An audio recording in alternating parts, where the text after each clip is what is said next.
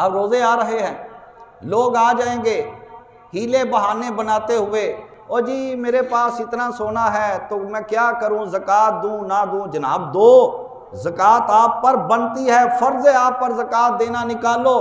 نہیں جی وہ دیکھیں وہ میری بچی ہے، میں نے اس کی شادی کرنی ہے، وہ جی میں نے اپنی بچی کے نام کر دی ہوئی ہے، وہ میں نے فلاں کے نام کر دی ہوئی ہے، وہ میں نے فلاں کے نام کر دی ہوئی ہے۔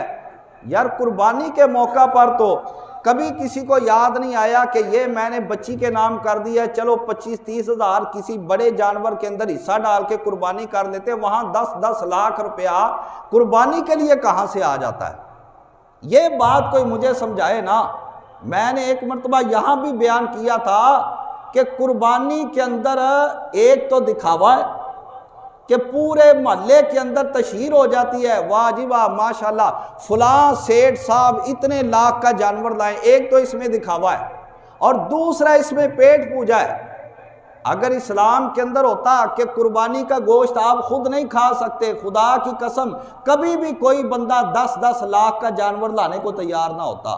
اس میں یہ ہے کہ جانور لے آؤ، اپنی فریجیں بھر لیں گے، اور دوسرا یہ ہے کہ محلے کے اندر شہرت ہو جائے گی، ہمارا نام پیدا ہو جائے گا، لوگ دور دراز سے سفر کر کے دیکھنے کے لیے آئیں گے۔ ان دو وجوہات کی وجہ سے لوگ بڑھ چڑھ کر قربانی کے موقع پر پانی کی طرح پیسہ بہا دیتے ہیں، ذرہ برابر پرواہ نہیں کرتے۔ ورنہ اگر دیکھا جائے قربانی کا حکم یہ ہے کہ وہ واجب ہے، زکوٰۃ کا حکم ہے کہ وہ فرض ہے، فرض کا درجہ بڑا ہوتا ہے۔ فرض کا درجہ، وہ بولو فرض کا درجہ، فرض کا درجہ بڑا، واجب کا درجہ فرض کی نسبت چھوٹا اور نیچے کا۔